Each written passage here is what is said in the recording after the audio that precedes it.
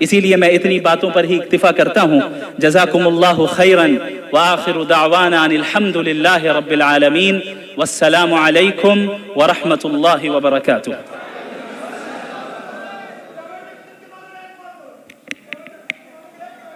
جزاکم اللہ خیر الجزا. تشریف رکھیے. بہت قیمتی باتیں آپ نے بیان فرمائی. بغیر کسی تمہید کے ہمارے اس پروگرام کی کئی کڑیاں تھیں، ہم نے تمام ختم کر دی. جمعیت علماء اتر پردیش کے نائب صدر حضرت مولانا سید محمد مدنی صاحب کی طرف سے تہنیت کا پیغام تھا جس کو پڑھنا تھا، لیکن وقت کی قلت ہے، اس لیے وہ پیغام میں درخواست کروں گا کہ سید ذہین احمد صاحب پیش کر دیں، اور پڑھنے کا اس کا موقع نہیں ہے. میں بغیر کسی تمہید کے اور بغیر کچھ کہے آج کے اس پروگرام کے میر محفل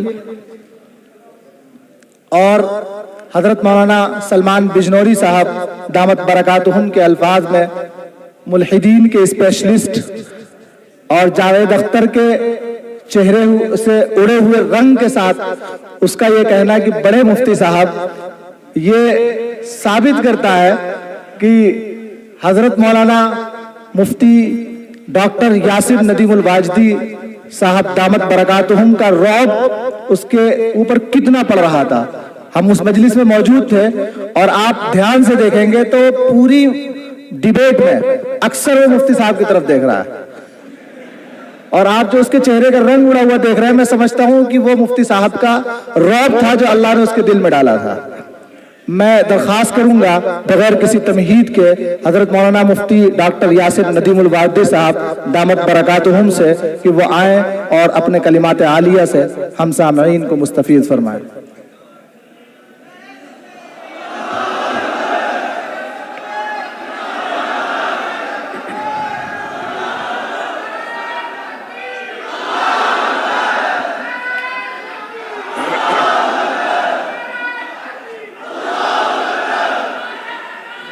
ٹھیک.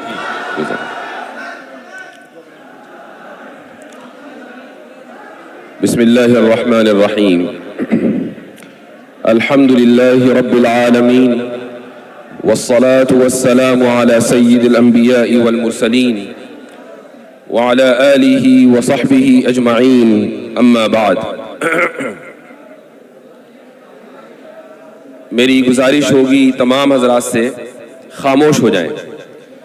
آج میری طبیعت خراب ہے لیکن آپ کی محبت میں آیا ہوں، اور 2 دن سے طبیعت ناساز چل رہی ہے، سر میں درد بھی ہے، آواز بھی آپ دیکھ ہی رہے ہیں.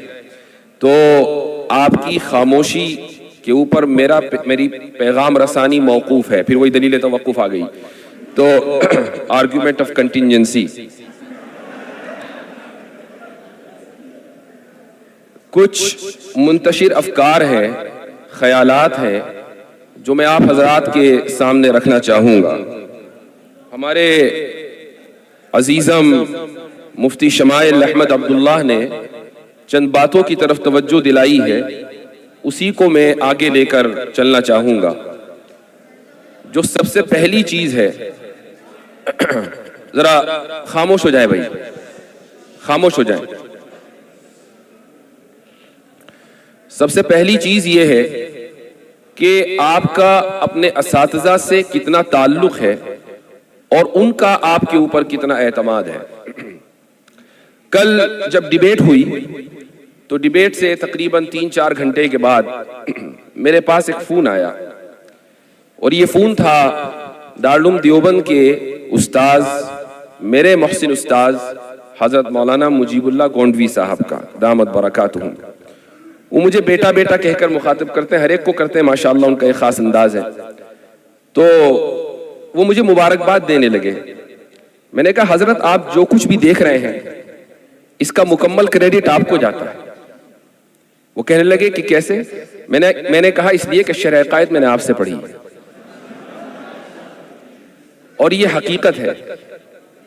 آپ نے اکثر مجھے سنا ہوگا کہ جب بھی میں نصاب پہ بات کرتا ہوں تو شرح عقائد کا ایڈورٹائز ضرور کرتا ہوں، اور شاید امام تفتازانی رحمہ اللہ کو اس وقت یہ اندازہ نہ ہوگا کہ 1000 سال کے بعد کوئی شخص اس کتاب کے تعلق سے اتنی گفتگو کر رہا ہوگا کہ مفتی طارق مسعود صاحب کے پوڈ کاسٹ سے لے کر یہاں تک ہر موقع پر شرح عقائد. مفتی شمائل صاحب نے ڈیبیٹ میں جو دلائل دیے ہیں، مفتی شمائل صاحب نے شرح عقائد نہیں پڑھی، لیکن دلائل سارے وہی کے تھے. یہ اس لیے آپ کو بتا رہا ہوں کہ اسباب کے درجے میں چیزیں آپ کے پاس مہیا ہیں. بھائی پھر گفتگو کرنا مشکل ہو جائے گا. اسباب، ہاں بیٹھ جائے. بیٹھ جائے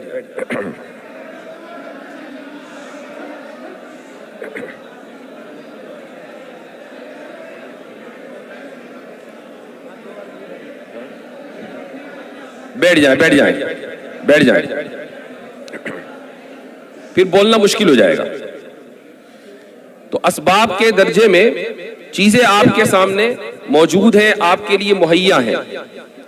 میں نے آج ہی کسی سے کہا کہ حضرت نانوتوی رحمہ اللہ نے دلیل توقف کو، اور یہ جو آرگیومنٹ آف کنٹینجنسی کل سے بہت مشہور ہوا ہے، کسی کو اس کی توقع نہیں تھی کہ کانسٹیٹیوشن کلب میں کبھی بطلان تسلسل کیا جائے گا اور برہان تطبیق دی جائے گی. یہ سارے کے سارے دلائل آپ اگر ہفتوں میں پڑھتے ہیں اور شرح عقائد آپ نے پڑھی ہے تو آپ کو معلوم ہونے چاہیے. لیکن ہم نے وہ دور بھی دیکھا ہے کہ جب ان دلائل کو، بلکہ آپ تو اس دور سے گزر رہے ہیں کہ جبکہ ان دلائل کو اس لیے پڑھا جاتا ہے کہ امتحان میں نمبر اچھے آلے ہیں. اور مجھے افسوس کے ساتھ کہنا پڑتا ہے کہ بہت سے مدارس میں، دارالعلوم دیوبند کی بات نہیں ہے، بہت سے مدارس میں نے یہ سنا ہے کہ اساتذہ خود یہ کہہ دیتے ہیں کہ بھئی کتاب بہت مشکل ہے، اب امتحان بھی آ رہا ہے، چلو بھائی ورک گردانی کر لو. تو اگر کل ہم نے ایک ایسی ڈیبیٹ میں کہ سامنے ایک ملحد تھا، ملحدوں کا بہت بڑا چہرہ تھا، اور آڈینس میں JNU کے پروفیسرز اور کہاں کے لوگ یہ سب موجود تھے، اور وہاں دلیل توقف کے جس کو حضرت نانوتوی رحمہ اللہ نے تقریر دلپذیر میں لکھ دیا، یعنی آرگیومنٹ آف کنٹینجنسی، وہ مفتی شمائل صاحب پیش کر رہے تھے، اور بطلان تسلسل وہ مفتی شمائل صاحب پیش کر رہے تھے. یہ تصور نہیں تھا چند سال پہلے تک کہ یہ مباحث اس لیول کے اوپر ڈسکس کیے جائیں گے. لیکن الحمدللہ یہ ہمارے مدارس کا جو نصاب ہے یہ اتنا مضبوط ہے کہ صرف اس کو لسان قوم چاہیے. اگر لسان قوم آپ کے پاس آ جائے تو پیغام کے اندر کسی تبدیلی کی کوئی ضرورت نہیں ہے. تو سب سے پہلی بات تو یہ ہے کہ اساتذہ کا اعتماد. اس موقع پر ایک بات مجھے یاد آئی اور میں تحدیث نعمت کے طور پر کہنا چاہوں گا. میں ایک مرتبہ حضرت مفتی سعید پالنپوری رحمہ اللہ کی خدمت میں حاضر تھا. دارالعلوم دیوبند سے میں نے اس سال افتاء مکمل کیا تھا اور ارادہ یہ تھا کہ کہیں باہر پڑھنے جاؤں گا. تو میں حضرت کے پاس ویسے ہی مشورے کے لیے پہنچ گیا اور میں نے حضرت سے کہا کہ حضرت میں جامع ازہر پڑھنے جانا چاہتا ہوں اور آپ کا مشورہ کیا ہے. تو حضرت کا ایک خاص انداز تھا، انہوں نے کہا جاؤ. تو میں نے کہا کہ حضرت میں نے سنا ہے کہ وہاں عقائد خراب ہو جاتے ہیں. تو حضرت نے کہا کہ ہمیں تمہارے تعلق سے فکر نہیں ہے، تمہارا عقیدہ خراب ہوگا تو ہم صحیح کر دیں گے. یہ حضرت کا اعتماد تھا ایک شاگرد کے اوپر. میں جب اس واقعے کو سوچتا ہوں تو رونگٹے کھڑے ہو جاتے ہیں. اور یہ وہ بات ہے کہ مجھے اپنے راستے سے ہٹنے نہیں دیتی، چونکہ میرے استاد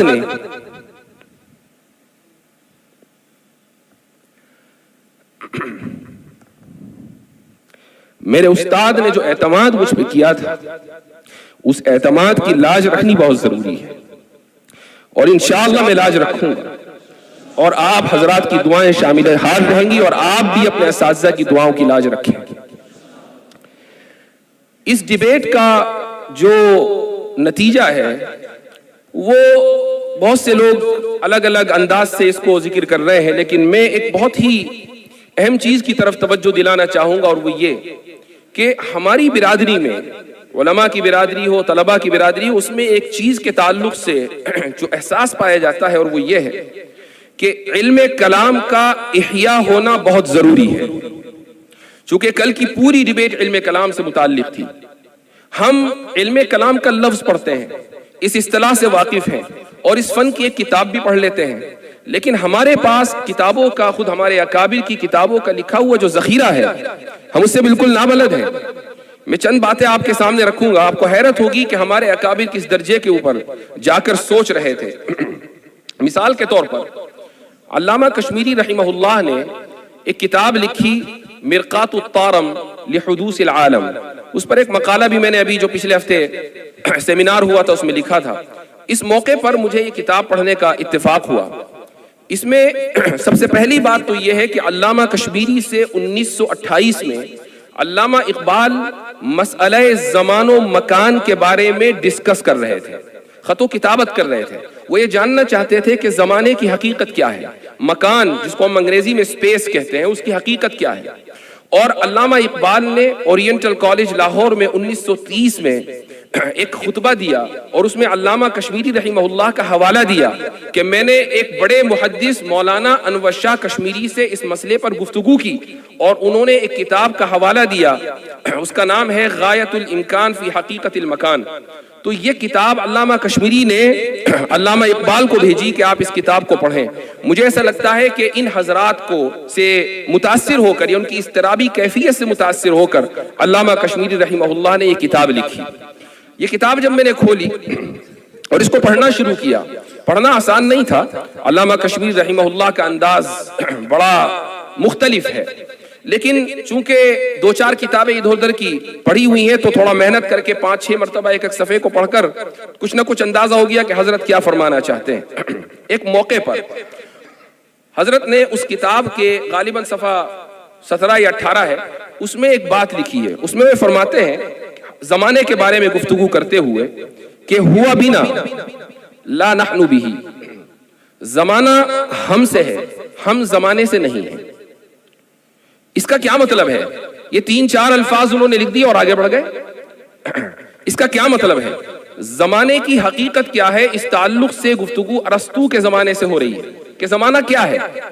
ارسطو نے یہ کہا کہ زمانہ مقدار حرکت کا نام، یعنی حرکت کو ناپنے کا ذریعہ ہے، اور یہ ایک حقیقت مطلقہ ہے جو خارج میں موجود ہے اور قدیم ہے. یعنی زمانے کا کوئی آغاز نہیں ہے، اس کی کوئی انتہا نہیں ہے، ہمیشہ سے ہے اور ہمیشہ رہے گا. اس کے بعد پھر افلاطون آیا، اس نے کہا کہ نہیں، زمانہ حقیقت مطلقہ تو ہے لیکن مخلوق ہے.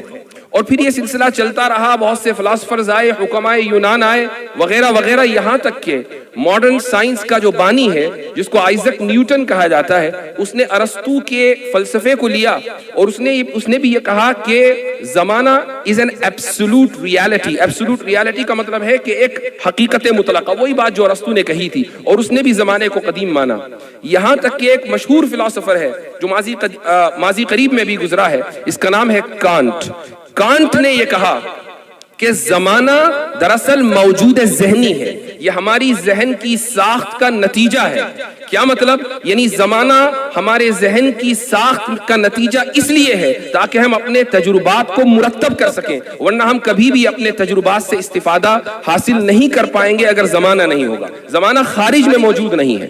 علامہ کشمیری رحمہ اللہ ان تمام مباحث سے واقف تھے. وہ ارسطو کے فلسفے سے واقف تھے، وہ افلاطون کے فلسفے سے واقف تھے، وہ آئزک نیوٹن کی رائے سے واقف تھے، وہ کانٹ کے فلسفے سے واقف تھے. اور یہی وجہ ہے کہ انہوں نے کانٹ کے اس فلسفے کو ترجیح دی اور یہ کہا کہ زمانے کے بارے میں کہ الزمان ہوا به لا نحن به ہوا بنا، کہ زمانہ ہم سے ہے، یعنی ہمارے ذہن میں ہے، وہ موجود ذہنی ہے. زمانہ خارج میں حقیقت مطلقہ نہیں ہے. یہ بات مرقات الطارم میں حضرت علامہ کشمیری رحمہ اللہ فرما رہے ہیں. لیکن اس کے بعد جو انہوں نے ایک جملہ فرمایا وہ ہے کل کی ڈیبیٹ سے متعلق.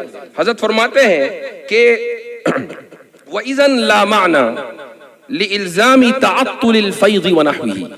اب کیا مطلب ہے اس کا؟ عبارت بظاہر جناتی ہے لیکن اس کے پیچھے وسیع مفاہیم چھپے ہوئے ہیں. کل جاوید اختر نے اپنی باری میں جب وہ ڈیبیٹ کر رہے تھے تو انہوں نے ایک بات کہی. انہوں نے یہ کہا کہ بھائی خدا اگر ہمیشہ سے ہے تو وہ کائنات بنانے سے پہلے کیا کر رہا تھا؟ یہ سوال آیا تھا. اب اس کا جواب کہیں اور نہیں ہے، خود علامہ کشمیری نے ان 3 الفاظ میں دے دیا، اذن لا معنی لالزام تعطل الفیض ونحوہ۔ کیا مطلب ہے اس کا؟ اس کا مطلب یہ ہے کہ اگر زمانہ ہم سے ہے، زمانہ خارج میں حقیقت مطلقہ نہیں ہے، تو پھر یہ اعتراض ہی لازم نہیں آتا کہ زمانے سے پہلے خدا کیا کر رہا تھا، چونکہ زمانہ تو خارج میں ہی نہیں۔ اب یہ بات 3-4 الفاظ میں حضرت علامہ کشمیری رحمہ اللہ نے اپنی کتاب کے اندر لکھ دی ہے، لیکن یہ ہماری کمی ہے کہ ہم ان مباحث سے واقف نہیں ہیں، ہم ان کتابوں سے واقف نہیں ہیں۔ تو جب میں یہاں طلبہ عزیز سے مخاطب ہوتا ہوں، اور ایسا کئی مرتبہ ہوا، تو میری کوشش یہ رہتی ہے کہ میں علم کلام کے احیاء کے تعلق سے طلبہ کی توجہ مبذول کراؤں، اساتذہ کی توجہ مبذول کراؤں۔ یہ وہ کتابیں ہیں کہ جن کو سبقاً درساً ہمیں پڑھنے کی ضرورت ہے۔ اگر یہ کتابیں ہم پڑھیں گے تو دنیا کے کسی بھی فورم پر جا کر ہم گفتگو کر سکتے ہیں، ڈیبیٹ کر سکتے ہیں، مکالمہ کر سکتے ہیں۔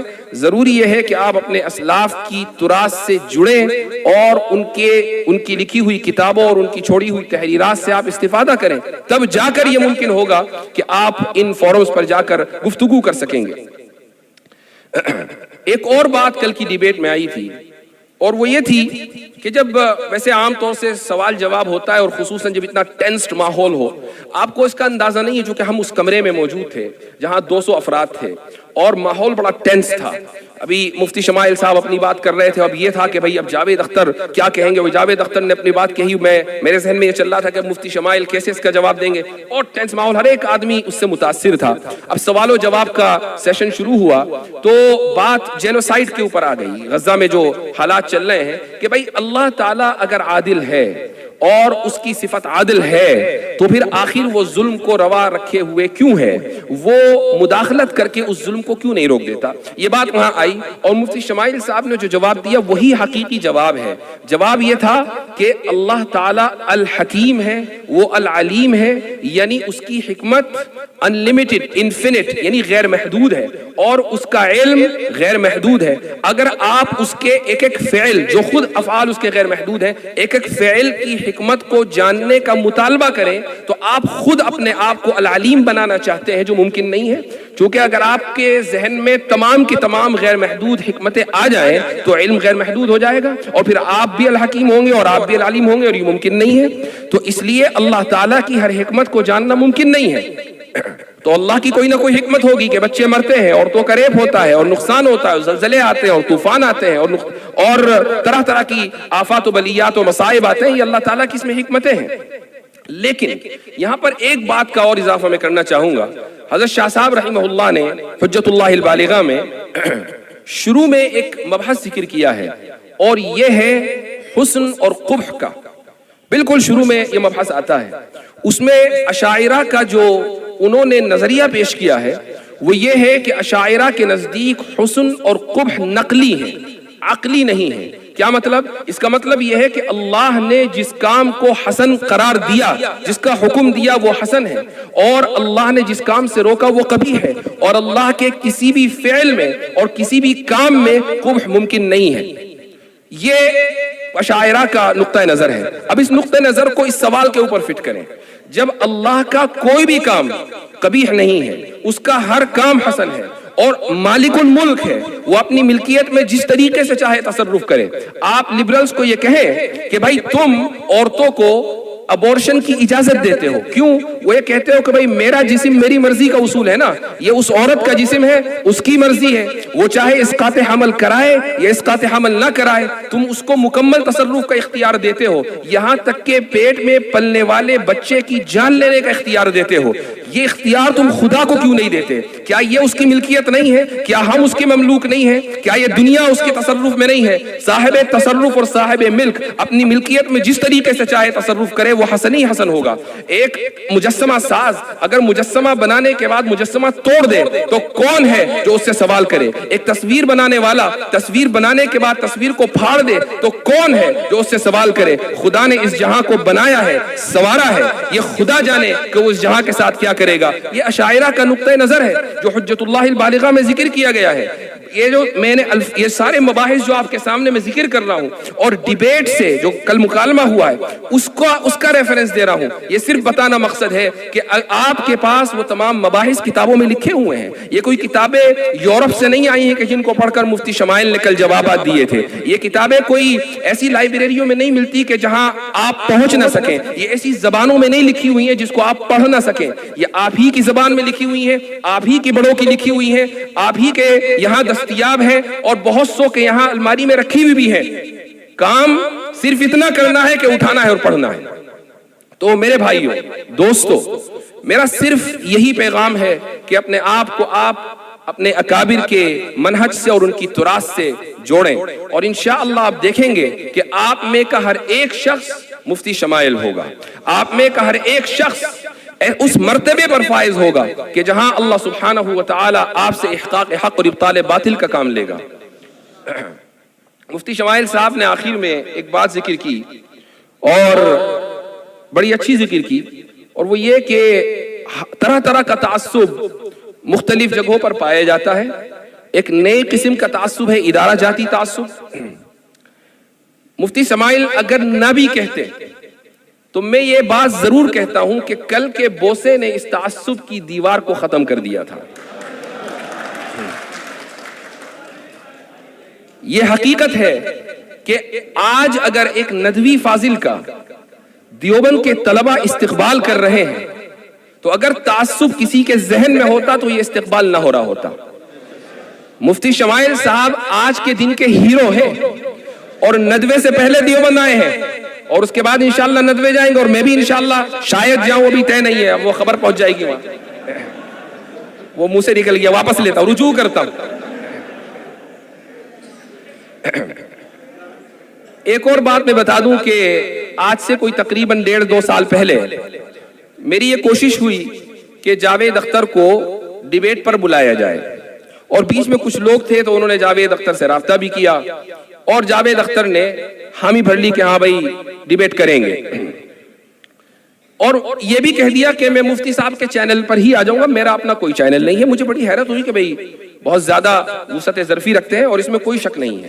ہماری ان سے ذاتی طور پر بھی ملاقات ہوئی ہے. میں ابھی جو حضرت والا فرما رہے تھے کہ ان کے لیے دعا کرنی چاہیے، ان کی ہدایت کے لیے دعا کرنی چاہیے، یہ بہت اہم بات تھی.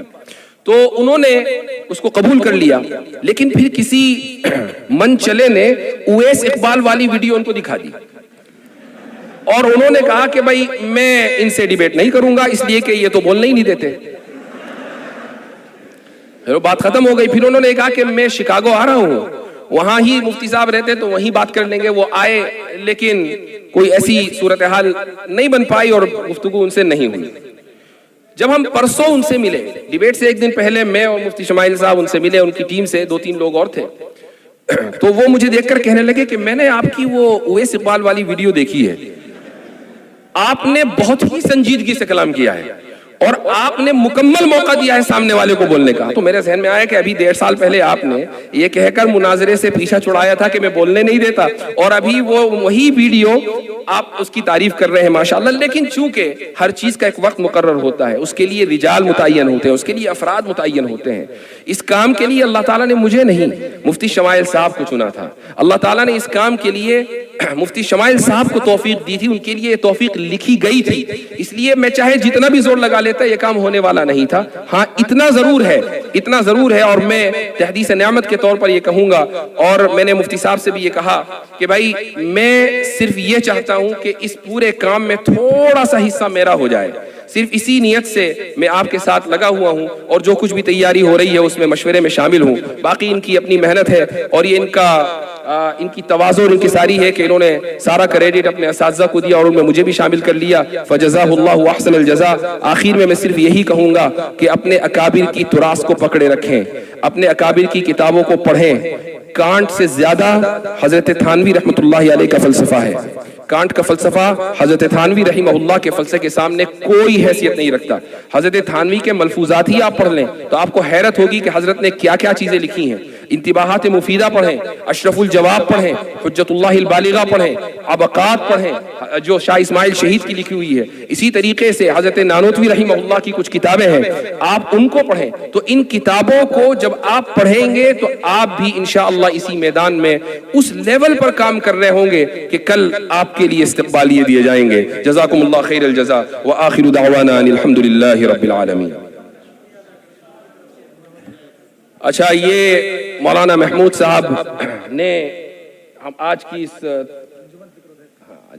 अंजुमन फ़िक्र व तहक़ीक़ की तरफ से ये जो आज के प्रोग्राम का इनेकाद किया है, तो मैं शुक्रगुजार हूँ। अपनी तरफ से भी शुक्रिया अदा करता हूँ, मुफ्ती शमाइल साहब की तरफ से भी शुक्रिया अदा करता हूँ कि आप हजरात ने हमें यहाँ बुलाया, याद किया और तलबा के सामने आप हमें लेकर आए। फ़जज़ाकुमुल्लाहु खैरल जज़ा। जज़ाकुमुल्लाहु खैरल जज़ा व अहसनल जज़ा। नहीं भाई, सवालात की मजलिस नहीं है, बराए मेहरबानी दुआ होगी, उसके बाद ख़त्म हो जाएगा। मैं आज की इस मजलिस में मौजूद तमाम मेहमानान किराम, दारुल वक़्फ़ देवबंद और दीगर मदारिस इस्लामिया के तलबा का शुक्रिया अदा करता हूँ। दारुल और दारुल वक़्फ़ देवबंद की नुमाइंदगी हुई है, जमीयत उलमा की नुमाइंदगी हुई है। मैं तमाम हजरात का शुक्रिया अदा करता हूँ और उन तमाम लोगों का भी शुक्रिया करता हूँ जिन्होंने डिबेट के इनेकाद में किसी भी तरह की कोशिश की। मैं इंतहाई अदब और एहतराम के साथ दारुल देवबंद के उस्ताद हजरत मौलाना सदाकत साहब से दरख्वास्त कर रहा हूँ कि वो इस मजलिस का दुआ फरमाए और दुआ के बाद इख्तिताम हो जाएगा। एक दरख्वास्त मैं तमाम लोगों से, और उससे पहले मैं अपनी दरख्वास्त के बाद हजरत मौलाना शरफ अब्बास साहब से कहूँगा वो भी दरख्वास्त करते हैं। तमाम मेहमानान किराम को निकलना है, बराहे मेहरबानी।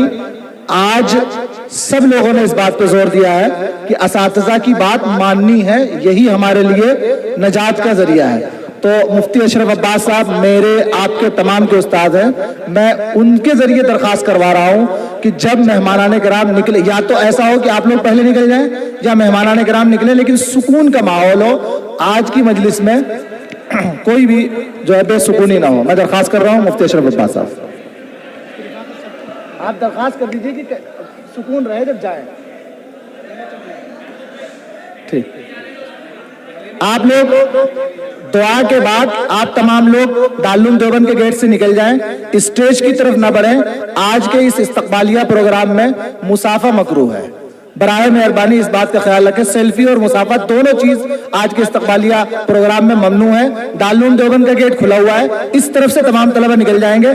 आपके निकलने के बाद मेहमानाने किराम हॉल से निकलेंगे। अब मैं इंतहाई अदब और एहतराम के साथ दरख्वास्त कर रहा हूँ,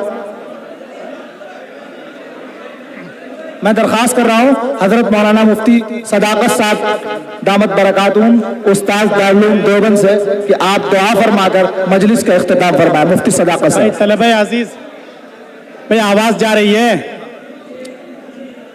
अब आपसे आखिरी गुजारिश की गई है, हजरत मौलाना सदाकत साहब की दुआ पर इंशाअल्लाह प्रोग्राम अपने इख्तिताम को पहुँचेगा। लेकिन आपसे जो ख़ास तौर से गुजारिश की गई है, आपने अब तक सब्र और तहम्मुल का मुजाहरा किया है। अरे खामोशी से सुनो।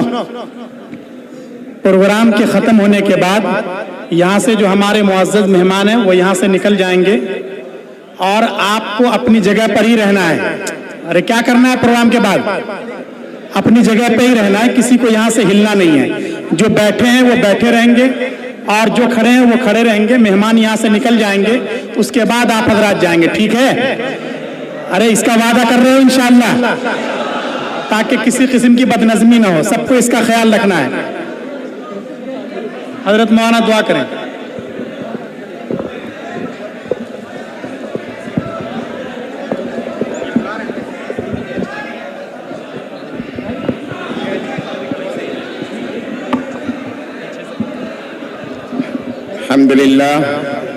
अल्हम्दुलिल्लाह अला निअमतिल इस्लाम, अल्हम्दुलिल्लाहि अल्लज़ी हदाना लिल इस्लाम व मा कुन्ना लिनहतदिया लौला अन हदानल्लाह।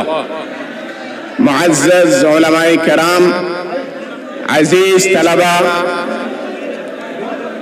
और शफ़क़त मोहब्बत रखने वाले तलबाए किराम, मुफ्ती साहब और बड़े मुफ्ती साहब से आप लोगों से गुजारिश है कि आप अपनी संजीदगी का सबूत दें। और मैं मुताला ईसाईयत दीगर मज़ाहिब के तालिब इल्म की हैसियत से आपसे दो बातें कहना चाहता हूँ।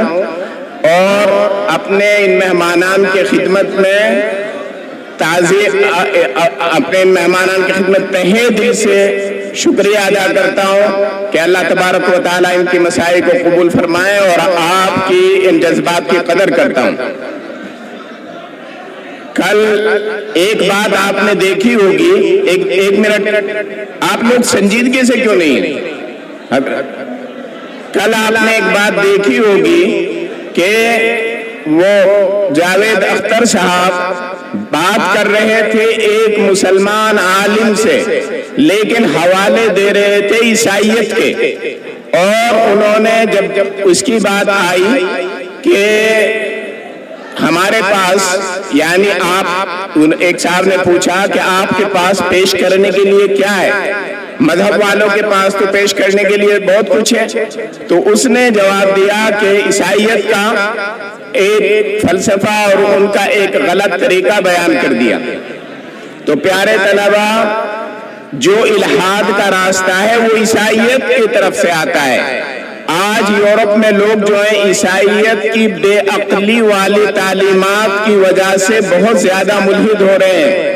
ایک بات میں صرف، اور میں حضرات مفتیان کرام سے یہ بھی گزارش کرنا چاہوں گا کہ ان کی بے عقلی کی وجہ سے جو سائنسدان اور جو ملحدین ہیں، جب وہ مذہب کو مقابلے میں لاتے ہیں تو وہ صرف یہ دیکھتے ہیں کہ عیسائیت کیا کہہ رہی ہے، اسلام ان کے سامنے نہیں ہے اور اسلام آپ کو پیش کرنا ہے۔ اچھا، تو یہ آپ کو پیش کرنا ہے، یہی گزارش ہے کہ عیسائیت کو سمجھیے اور اسلام کو پیش کیجئے تاکہ الحاد کا راستہ رکے، اور جو ملحدین عیسائیت کی بے عقلی کی وجہ سے ملحد بن رہے ہیں وہ اسلام کی وجہ سے انشاءاللہ اسلام میں لائیں گے۔ اور دعا پر جو ہے میں بات ختم کروں، دعا فرما لیجئے۔ لا الہ الا اللہ وحدہ لا شریک لہ، لہ الملک ولہ الحمد یحیی ویمیت وہو علی کل شیء قدیر۔ اللہم صلی وسلم علی نبینا محمد وعلی آلہ وصحبہ اجمعین۔ ربنا ظلمنا انفسنا وإن لم تغفر لنا وترحمنا لنكونن من الخاسرین۔ ربنا لا تجعلنا فتنة للقوم الظالمين ونجنا برحمتك من القوم الكافرين۔ ربنا لا تزغ قلوبنا بعد إذ هديتنا وهب لنا من لدنك رحمة إنك أنت الوهاب۔ اللهم إنا نسألك الخير كله عاجله وعاجله ما علمنا منه وما لم نعلم، ونعوذ بك من الشر كله عاجله وعاجله ما علمنا منه وما